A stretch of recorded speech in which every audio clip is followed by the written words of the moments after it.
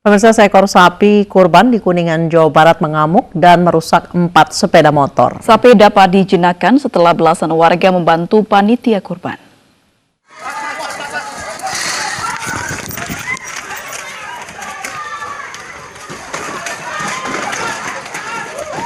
Beginilah detik-detik seekor sapi kurban yang akan disembelih mengamuk dan merusak sejumlah kendaraan yang diparkir di depan salah satu masjid di Desa Bandorasa, Kulon Cilimus, Kuningan, Jawa Barat.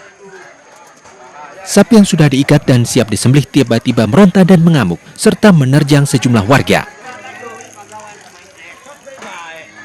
Akibatnya 4 sepeda motor milik warga rusak parah. Sejumlah warga juga terluka. Beruntung insiden sapi mengamuk tidak mengakibatkan korban jiwa. Sapi akhirnya bisa dijinakkan setelah belasan warga berhasil menenangkan. 1 jam kemudian sapi disembelih di sekitar masjid. Dari Kuningan, Jawa Barat, Miftahuddin iNews melaporkan. Kayune dorong.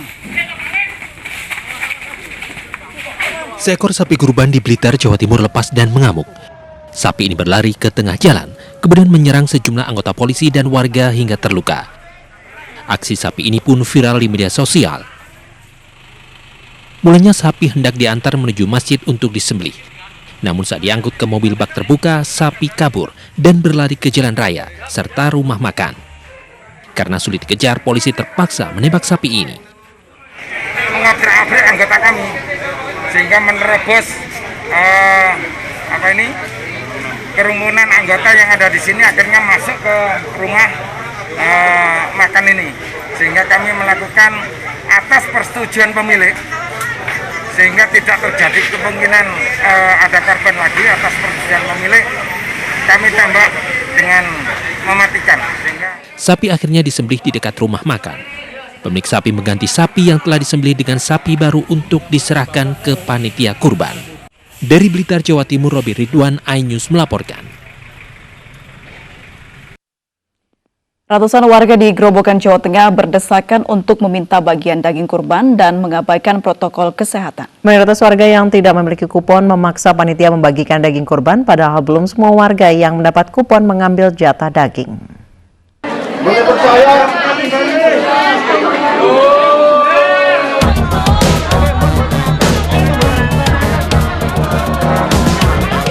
Hampir 500 warga berdesakan dan memaksa panitia untuk segera membagikan daging kurban.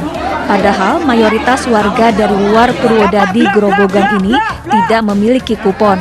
Mereka merangsak maju ke pembatasan area yang telah dibuat panitia agar warga mematuhi protokol kesehatan. Namun warga yang berdesakan mengabaikan protokol kesehatan. Tadi yang punya kapal suruh lewat sini, sekarang kok malah suruh lewat sana. Depan masjid. Muter lagi nih. Dalam antrean ada beberapa warga yang memiliki kupon langsung memaksa masuk ke depan untuk mengambil jatah daging kurban. Sekali masuk hanya diperbolehkan 5 orang secara bergantian demi mematuhi aturan jaga jarak. Selain dibagikan ke warga yang memiliki kupon sebanyak 1.500 bungkus, daging sudah dibagikan ke panti asuhan dan pondok pesantren. Panitia sebenarnya menyediakan 200 bungkus daging kurban cadangan untuk warga yang tidak mendapat kupon. Namun baru akan dibagikan setelah warga yang memiliki kupon mengambil jatah mereka. Artinya itu akan diberikan di akhir panitia ini, atau di akhir pengelolaan daging hewan kurban ini. Kalau kita berikan di depan, khawatirnya nanti yang dapat kupon kesini kedelek tidak habis. Dalam penyembelihan hewan kurban tahun ini, panitia kurban Masjid Baitur Rahman Purwodadi Grobogan, Jawa Tengah menyembelih 7 ekor sapi dan 4 ekor kambing. Dari Grobogan, Jawa Tengah, Rustaman Nusantara, iNews melaporkan. Walau masih tahap PSBB transisi, wisata Kota Tua mulai ramai dikunjungi warga menjelang malam. Suasana khas Kota Tua menjadi daya tarik warga untuk berfoto. Kebanyakan warga yang datang ke Kota Tua merupakan remaja dan anak muda yang ingin berfoto untuk diunggah ke media sosial. Gedung-gedung yang estetik menjadi daya tarik pengunjung untuk berrekreasi, apalagi tidak dikenakan biaya sama sekali. Wisata Kota Tua terbuka selama 24 jam, namun petugas dari Pemprov DKI Jakarta diturunkan untuk memastikan protokol kesehatan diterapkan oleh pengunjung untuk menekan penyebaran COVID-19.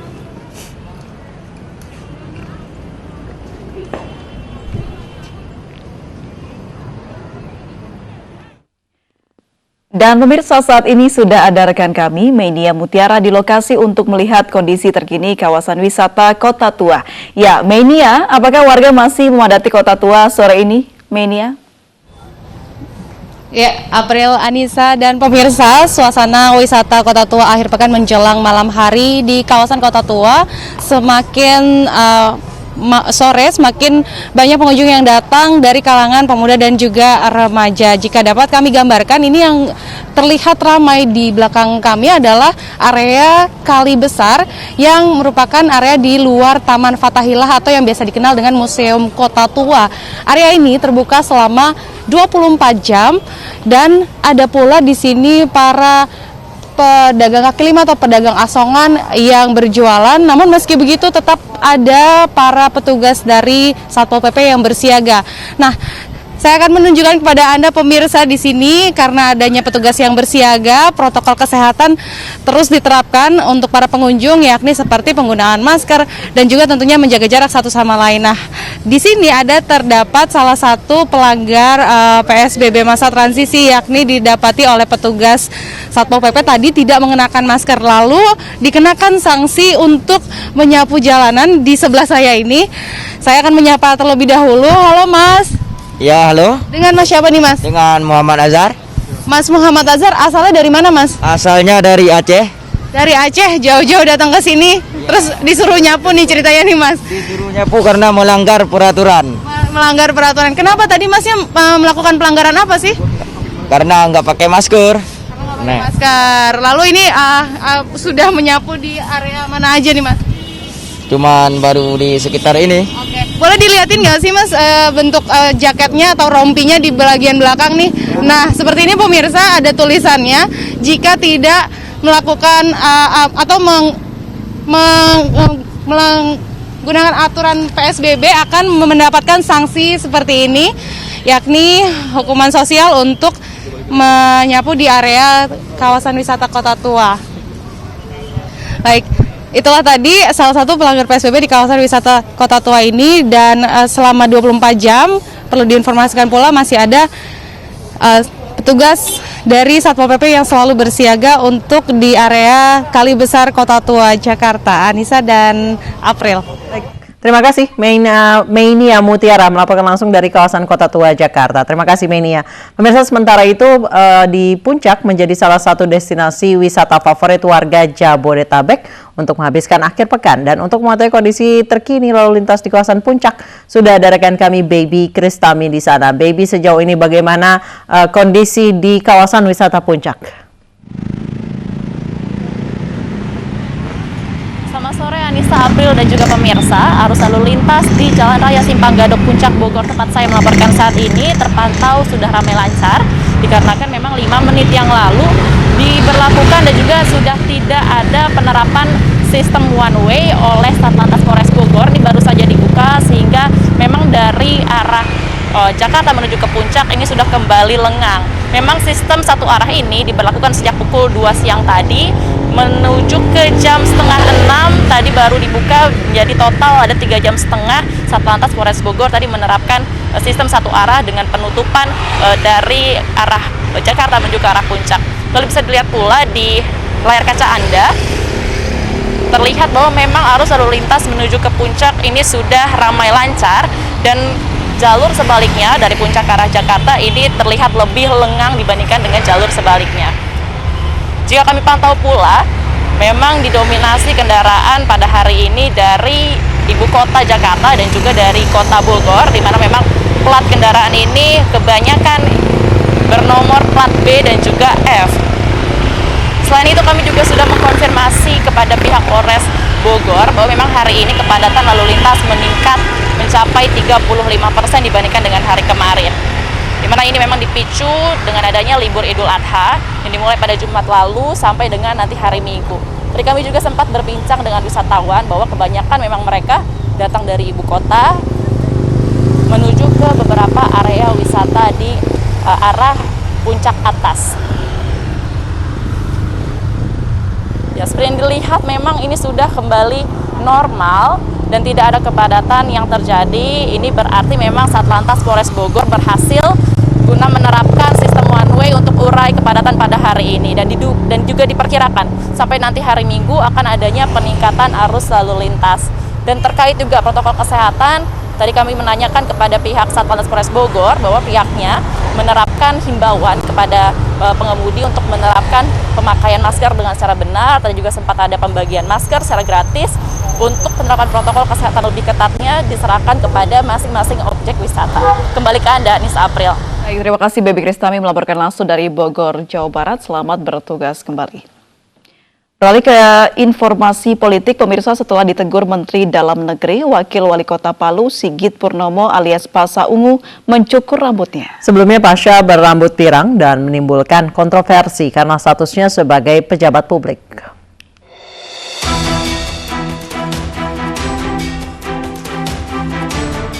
Wakil Wali Kota Palu Sigit Purnomo Said atau yang lebih tenar dengan nama Pasha Ungu akhirnya putuskan memotong rambutnya yang berwarna pirang. Melalui akun Instagramnya, Pasha memamerkan gaya rambut barunya. Sebelumnya Pasha mewarnai rambutnya dan menuai kontroversi, bahkan Menteri Dalam Negeri Tito Karnavian angkat bicara soal etika sebagai negarawan. Sementara menurut Pasha, rambutnya diwarnai untuk kepentingan syuting video musik terbarunya. Bukan kali ini saja gaya rambut Pasha menuai kontroversi. Beberapa tahun lalu, Pasha juga pernah bergaya rambut eksentrik. Gaya rambutnya kala itu juga menuai pro dan kontra di masyarakat. Sebagai pejabat berlatar belakang selebritas, Pasha Ungu selalu disorot. Bahkan gaya berpakaiannya juga menjadi bahan kritikan. Namun tak hanya kritikan yang mewarnai perjalanan politik Pasha. Sebagai pejabat publik, Pasha juga pernah mendulang pujian ketika musibah gempa dan tsunami di Palu. Ketika bencana melanda di wilayah yang dipimpinnya, Pasha tetap aktif dan turun langsung membantu warga. Bahkan dia dan istrinya sempat tidur di tenda pengungsian bersama korban gempa.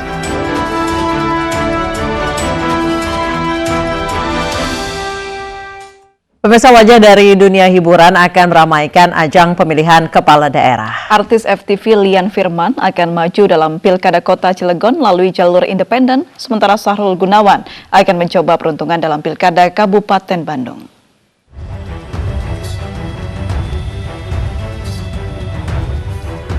Kontestasi pemilihan kepala daerah kembali diramaikan wajah dari dunia hiburan. Artis FTV Lian Firman resmi mendapatkan tiket maju dalam pemilihan kepala daerah Kota Cilegon. Pasangan bakal calon Ali Mujahidin Lian Firman lolos verifikasi sebagai calon independen. Yang pertama, kalau kronologinya waktu itu Kak Haji menghubungi saya, Kak Haji ya waktu itu ya, Firman, kita benahin Cilegon mau nggak? Dan ketika saya melihat kota saya, emang jujur ya, secara pribadi kota saya tertinggal lah dibanding kota-kota yang lain di sekitarnya. Contoh Tangerang, Cilegon itu masih banyak hal-hal yang harus diperbaiki lah. Gitu. Jadi ada panggilan ketika sebagai putra daerah untuk maju ke pilkada, ingin memperbaiki kotanya agar lebih baik lagi ke depannya, ikut membangun lah intinya. Lian Firman menegaskan keikutsertaannya dalam pilkada bukan lantaran faktor aji mumpung kepopuleran dirinya. Tidak hanya Lian Firman, artis Sahrul Gunawan juga mencoba peruntungan dalam pilkada. Duet Dadang Supriyatna Sahrul Gunawan akan bertarung dalam Pilkada Kabupaten Bandung, Jawa Barat. Salah satu partai yang mengusung Sahrul menilai elektabilitas Sahrul Gunawan menjadi pertimbangan utama dalam pilkada. Kita lakukan komunikasi antar DPP, berbagai partai kita lakukan, kebetulan sama-sama di DPR RI, para pemegang kebijakannya kita bicara ya, insya Allah mohon doanya dari semua. Saya sampaikan ini ke halayak masyarakat Kabupaten Bandung, Bismillah PKB bersama Nasdem dan Demokrat mengusung pasangan Dadang Supriyatna dan Sahrul Gunawan. Mohon doa. Meski memiliki modal popularitas, partai pengusung Sahrul Gunawan tetap mewaspadai kekuatan kandidat dan partai lainnya. Tim Liputan iNews melaporkan.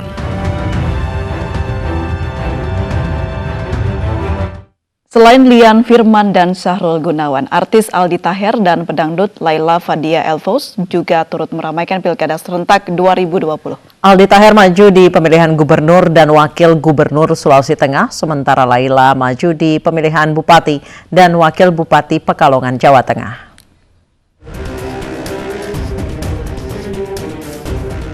Sinetron Aldi Taher mendeklarasikan diri untuk maju di pemilihan gubernur Sulawesi Tengah 2020. Aldi akan maju sebagai bakal calon wakil gubernur bersama Rusli Baco DG Palabi yang maju sebagai bakal calon gubernur Sulawesi Tengah. Aldi Taher mengaku mantap terjun ke dunia politik dan tertantang mengembangkan potensi pariwisata di Sulawesi Tengah. Sementara itu, Putri Pedangdut Arafik Laila Fadia Elfaus kembali maju di Pilkada Kabupaten Pekalongan, Jawa Tengah. Laila diusung PDI Perjuangan dan Partai Golkar. Mantan Wakil Bupati Pekalongan periode 2011-2016 ini maju sebagai bakal calon Bupati Pekalongan. Pelantun lagu Cik Cik Bum Bum ini akan didampingi Ketua DPC PDIP Pekalongan Riswadi sebagai bakal calon wakilnya. Keduanya optimistis mampu merebut hati masyarakat Kabupaten Pekalongan. Tim Liputan iNews melaporkan. Pemirsa, bakal calon wali kota Solo Gibran Raka Buming Raka bersilaturahmi ke kantor DPC PDI Perjuangan Solo sekaligus menyaksikan penyembelihan hewan kurban. Dalam kesempatan itu, Gibran menyebut akan mulai bersilaturahmi ke tokoh-tokoh senior partai. Bakal calon wali kota Solo Gibran Raka Buming Raka mengunjungi kantor DPC PDI Perjuangan Solo siang tadi. Gibran didampingi wali kota Solo sekaligus ketua DPC PDIP Solo FX Hadi Rudiatmo. Putra Presiden Joko Widodo ini juga menyaksikan penyembelihan hewan kurban. Gibran menyumbang sejumlah sapi dan kambing untuk dikurbankan. Di momentum Idul Adha ini, Gibran juga mengaku mulai bersilaturahmi ke sejumlah tokoh senior partai untuk menyukseskan pencalonannya di Pilkada Kota Solo 2020. Konsolidasi sama nunggu arahan dari Pak Ketua. Kan ini yang paling dekat musran ya? Musran dari Kamis nih Pak. Kamis depan musran, 5 hari ke depan. Mulai Kamis. Ya, setelah selesai musran, kemarin sudah koordinasi dengan Pak Teguh juga untuk sowan ke beberapa tokoh senior. Sampai saat ini sudah. Tapi mungkin yang untuk minggu-minggu ke depan saya sowan ke tokoh-tokoh senior partai. Dan pemirsa, usai sudah kebersamaan kita dalam iNews sore hari ini, mewakili teman-teman yang bertugas, saya Anissa Dasuki. Dan saya Aprilia Putri, terima kasih atas kebersamaan Anda. Jangan lupa selalu pakai masker, jaga kesehatan dan cuci tangan. Sampai jumpa.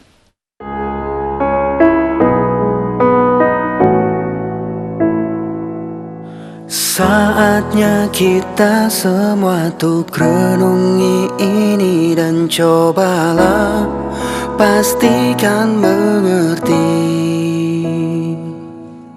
Lihat kembali ke dalam diri sendiri kesalahan yang kita lakukan. Kita manusia mungkin hanya bisa menyesal karena semua telah terjadi.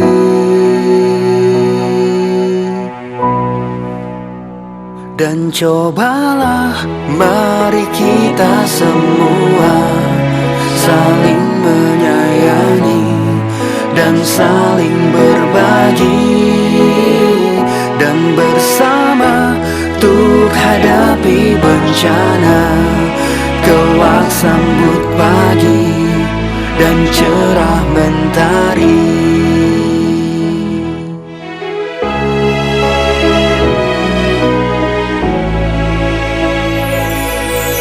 Yakinlah semua ini bisa dilewati dengan cinta dan hati nurani.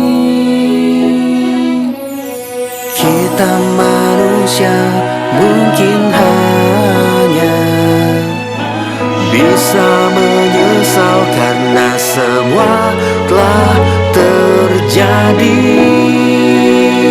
Dan cobalah mari kita semua saling menyayangi dan saling berbagi,